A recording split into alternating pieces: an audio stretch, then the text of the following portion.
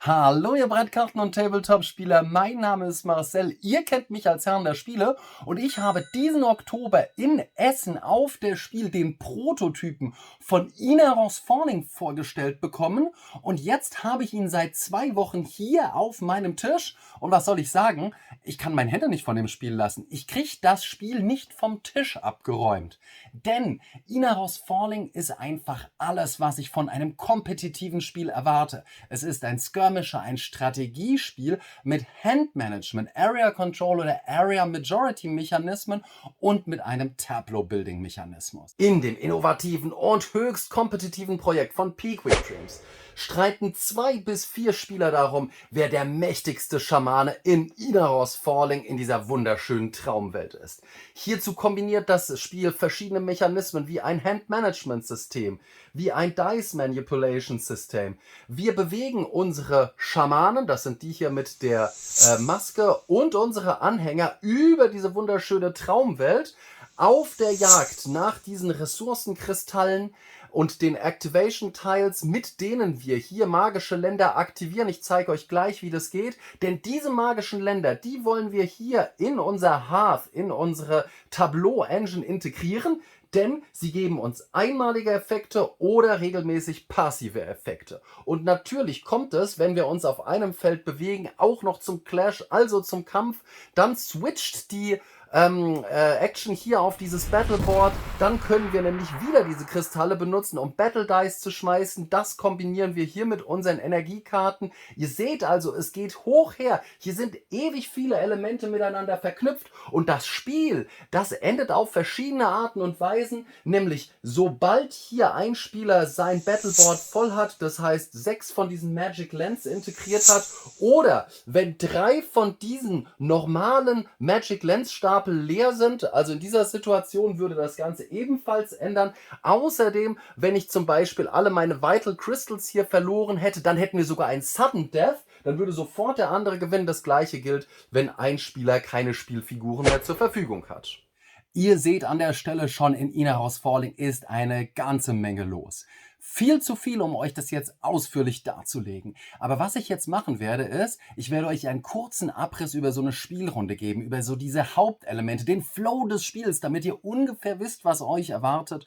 Und dann werde ich euch auch noch kurz zeigen, wie so ein Kampf abläuft. Und am Ende werde ich euch sagen, warum die Begeisterung für Inaros Falling bei mir so groß ist. Bleibt auf jeden Fall dran, wir verlieren keine weitere Zeit. Inaros Falling besticht durch Simplizität, denn ich kann es sehr leicht erklären. Neue Spieler kommen sehr leicht rein, denn eine Spielrunde besteht im Prinzip aus bis zu 3 Phasen. Eine Phase, in der ich Deeds ausführe, also im Prinzip eine Aktionsphase, in der ich aus 4 möglichen Aktionen 2 auswähle. Dann eine Fate-Phase, das ist sozusagen die die Resolution-Phase, denn auf Basis meiner ausgeführten Aktion passiert häufiger was. Wir kommen zum Beispiel mit einem Gegner auf ein Feld, landen auf so einem Magic Activation Tile oder auf einem Magic Land. Und dann gibt es eben noch eine optionale Phase, das ist die Cantrip-Phase, auf die möchte ich in diesem Überblicksvideo nicht so groß eingehen. Wir schauen uns jetzt einfach mal exemplarisch alle 4 Aktionen an, aber im Hinterkopf bitte behalten, nur 2 sind möglich.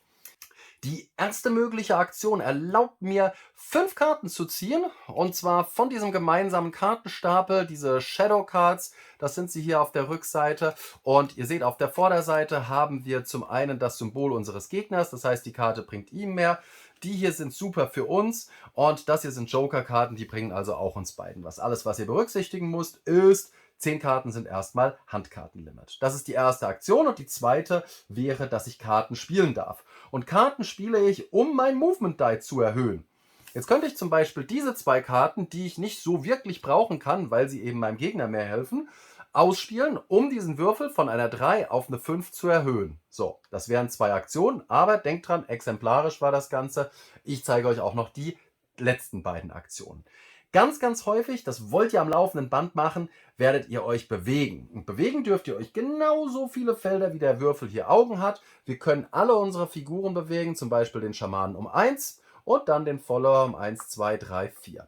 Denkt dran, diese Resolution-Phase, also die Fate-Phase, wo dann das Magic Activation-Tile und dieses inaktive Land dann sozusagen benutzt werden, das findet in der Fade-Phase statt. Wichtig ist, am Ende einer Movement-Phase wird der Augenwert immer um 1 runtergedreht, also von einer 5 auf eine 4. So, und das letzte, was wir machen können, das ist die Kontrollaktion.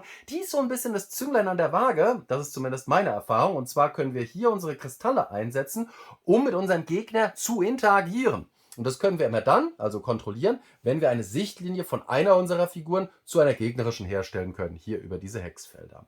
Jetzt könnte ich zum Beispiel einen grünen Kristall ausgeben und dann könnte ich ein grünes Magic Land aus dem Tableau, was er hier integriert hat, meines Gegners nutzen. Das ist ganz wichtig, denn die grünen Länder, die sind meistens ziemlich stark.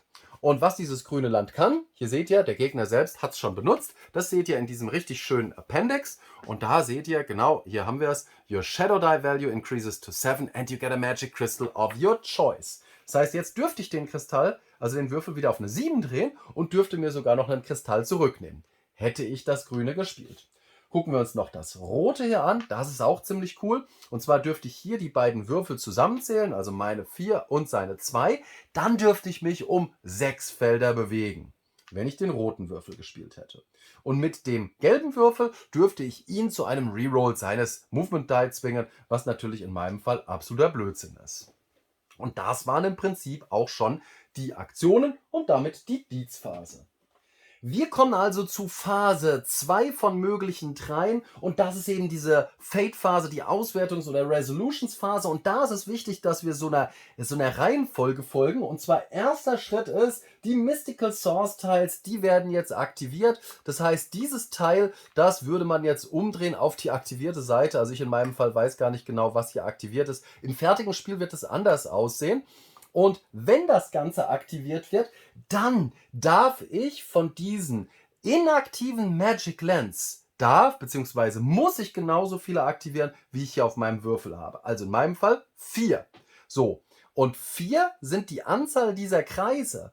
Also ich muss nicht 4 Länder aktivieren, sondern ich muss genauso viele, wie die Summe der Kreise ist. Das heißt, dieses dürfte ich nicht aktivieren, dieses. Und da habe ich mich ja schon vorsorglich hingestellt hier mit meinem Follower. So, okay, das ist ein richtig cooles Land. Ich kenne das Ganze schon, muss nicht in der Appendix nachgucken. Das bedeutet nämlich, dass ich eine passive Fähigkeit habe, die darf ich einmal pro Runde durchführen. Und zwar dürfte ich meinem Kampfwürfel während eines Kampfs +1 hinzufügen. Und das Schöne ist, der Follower steht jetzt da drauf und der dürfte jetzt in einem zweiten Schritt, nämlich das ist ja jetzt fertig, dieses Land erobern. Tja, wie erobern wir so ein Land? Das ist die Voraussetzung, die Requirement. Das heißt, ich müsste 6 Zahlen, in dem Fall 6. Ihr seht, das sind unterschiedliche Voraussetzungen. Hier zum drüben hatten wir eine Zurücksetzung von Followern bzw. Figuren. 6 müsste ich zahlen, kann ich aber nicht. Das heißt, hier habe ich dann doch noch ein bisschen Pech. Ich wusste ja nicht, was drunter ist. 6 kann ich nicht zahlen, das heißt, der Follower sitzt in dem Fall dort. Könnte ich es bezahlen, also hätte ich jetzt hier auf dem Würfel zum Beispiel eine 6, dann würde ich den Würfel aufs Minimum runterdrehen auf eine 2, würde dieses Teil hier integrieren und dann hätte ich das. Okay, in meinem Fall, ich habe es aber nicht. Nachdem das Conquering abgeschlossen ist, würden Kämpfe ausgeführt werden. Und Kämpfe werden immer dann ausgeführt, wenn eine meiner Figuren auf einer Figur des Gegners landet. So, in diesem Fall würden wir die Aufmerksamkeit hier auf dieses Battleboard wenden, wo hier stellvertretend die beiden Figuren sitzen. Sage ich euch gleich nochmal was dazu. Und der letzte Schritt in der Fade-Phase, der ist die Evoke-Aktion. Wenn ich es schaffe, in das Hearth meines Gegners zu kommen, dann darf ich mir einen neuen Follower nehmen, der in der Hütte spawnt. Oder wenn das hier kein Schamane wäre mit so einer Maske, dann dürfte ich dem Follower, der da reingekommen ist, hier eine Maske einsetzen. Das dürfte ich machen, wenn ich hier im Hearth angekommen wäre.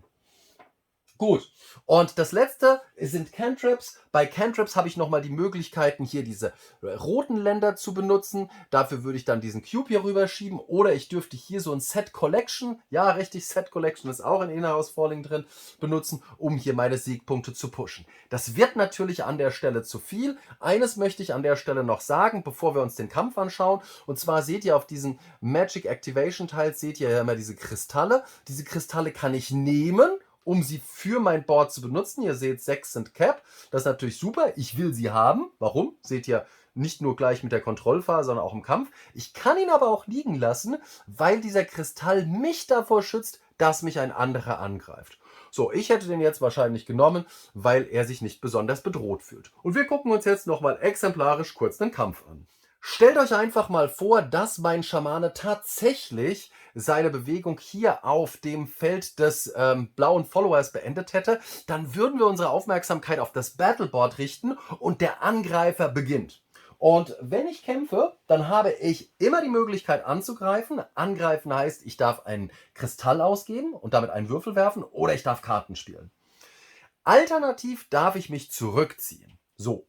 Und der Angreifer hat immer den großen Vorteil, dass er zuerst einen Kristall spielen kann. So. Ich könnte jetzt zum Beispiel sagen, dass ich den roten Kristall spiele. So, ich könnte den Kristall nehmen und dann nehme ich mir den roten Würfel. Warum ich das mache, seht ihr gleich. Diesen roten Würfel würde ich jetzt werfen. Ich habe eine 4 erzielt, mache 4 magische Power, würde 1, 2, 3, 4 den blauen Spieler zurückwerfen. Ich dürfte mich, wenn ich selber hier schon auf der Leiste gesunken bin, auch um 4 Punkte heilen. Jetzt seht ihr, warum ich den roten Würfel und vielleicht nicht die blaue, die gelben hier, die grünen genommen habe. Denn der blaue, der will sich natürlich verteidigen und der hat aber nur 2 Kristalle und der rote, der Würfel ist weg, den kann er nicht mehr nehmen. Also er würde jetzt diesen zum Beispiel nehmen, würde den gelben werfen und ihr seht es hier, er hat eine 3 gewürfelt, tja, jetzt hat er ein bisschen Angst und heilt sich erstmal um 3 Schritte. Ich habe jetzt den großen Vorteil, jetzt bin ich ja wieder an der Reihe. Ich nehme jetzt diesen Joker-Würfel, diesen Vital Stone, den spiele ich als roten. Jetzt werfe ich eine 5, 1, 2, 3, 4, 5.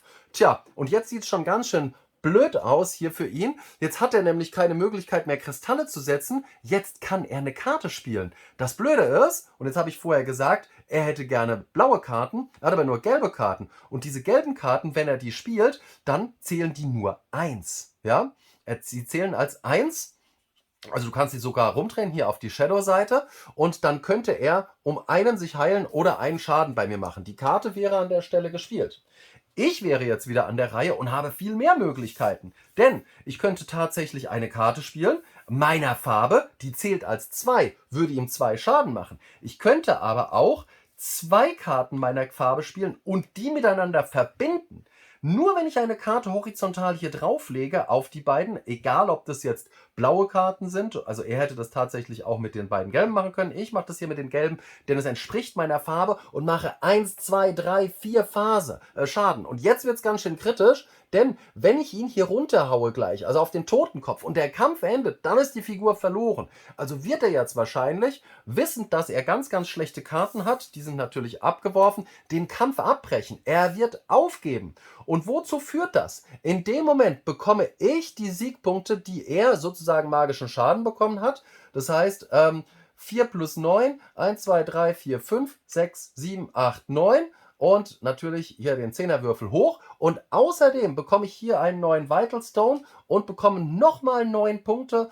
Also nochmal hier hoch. Das wäre also das Ende eines Kampfs. Und ich glaube, ihr habt jetzt schon einiges gesehen, was in Inaros Falling abgeht. Ich weiß überhaupt nicht, wo ich anfangen soll vor lauter Begeisterung bei Inaros Falling. Inaros Falling ist unfassbar einfach zu lernen, ist unfassbar einfach zu erklären, denn im Prinzip sind es 2 plus eine optionale Phase und während der Phasen führe ich eben 2 von 4 Aktionen durch. Und die Aktionen sind zeitgleich bedeutsam, aber übelst einfach auszuführen. Und die Verzahnung zwischen der Aktionsphase, also der Deeds-Phase und der Fate-Phase ist extrem gut. Sie ist extrem logisch, diese Reihenfolge über das Aktivieren von der Magical Resource Tokens, der Magic Lens, der Kämpfe, des Hearts. Das fühlt sich einfach so gut an, es fühlt sich bedeutsam an und es ist vor allem logisch strukturiert. Das Artwork und die Table Presence ist absolut großartig. Man muss immer überlegen, ich habe hier einen Prototypen auf dem Tisch. Hier ist schon alles Dual Layer. Wir haben hier Plastikfiguren. Achtung, Plastikfiguren. Es gibt eine Retail-Version später. Was ich euch gezeigt habe, das sind die Kickstarter-Figuren, das sind die Retail-Figuren. Das Spiel kommt auf Deutsch raus. Das Spiel wird es auch auf Deutsch geben, Leute. Ich habe jetzt schon eine Frage beantwortet, die einigen von euch ganz wichtig ist. Dieses Artwork triggert mich total. Ich habe sowas noch nie vorher gesehen. Das macht richtig Spaß auf diesem Feld. was sich eigentlich total abstrakt anfühlt, hin und her zu ziehen. Und jetzt kommen wir zu all den ganzen Mechanismen. Dieses Spiel erinnert mich an Halma. Ich versuche ins Hart des anderen zu bekommen und bekomme dafür ein Upgrade oder eine neue Figur. Ich habe Handmanagement, ich habe Area Control, ich habe Area Majority, ich habe ein Tableau und ein Engine Building. Hier sind die ganzen verschiedenen Mechanismen so elegant und äußerst wirkungsvoll miteinander verzahnt. Jeder einzelne Zug ist bedeutsam. Gleichzeitig geht das Ganze schnell. Das Spiel dauert nicht länger als 60, allerhöchstens 90 Minuten, wenn die Spieler wissen, worauf es ankommt. Und besonders gut finde ich, dass es viele verschiedene Möglichkeiten gibt zu gewinnen. Ihr könnt das Spiel beenden, indem ihr eben versucht, ganz, ganz viele Magic Lands zu erobern. Zeitgleich wird euch aber euer Gegner angreifen und er wird versuchen, für einen Sudden Death zu sorgen oder er wird versuchen, eure Spielfiguren rauszukegeln. Also ihr habt es mit Janaros oder Inaros Falling mit einem hochkompetitiven Spiel zu tun, bei dem es wirklich überhaupt keine Downtime gibt, bei der ganz, ganz viel miteinander verknüpft ist. Und ich, liebe Leute, ich werde dieses Spiel weiterspielen und weiterspielen und weiterspielen. Und natürlich werde ich euch kurz vor dem Kickstarter davon berichten. Dann aber nicht nur mit diesem Level 1. Und damit sind wir beim Thema. Es gibt mehrere verschiedene Schwierigkeitsgrade. Was ich euch gezeigt habe, war ein Einsteigerniveau. Es gibt später noch ein Level, bei dem wir Tiles auf dem Spielplan platzieren unserer Farbe, über die nur wir uns bewegen können. Und da sogar schneller, die sozusagen den Weg blocken. Dann gibt es noch einen dritten Schwierigkeitsgrad, Inaros Falling. Inaros Falling, für Spieler, die kompetitives Gameplay mögen, ist das ein extrem heißer Titel, den ihr auf jeden Fall verfolgen solltet. Und verfolgen solltet ihr auch meinen YouTube-Kanal, denn dann verpasst ihr nichts mehr. Auch nicht zu Inaros Falling, denn Anfang kommenden Jahres werde ich noch einiges zu dem Spiel bringen. Ich verbleibe mit spielerischen Grüßen, euer Marcel, der Herr der Spiele. Bis bald.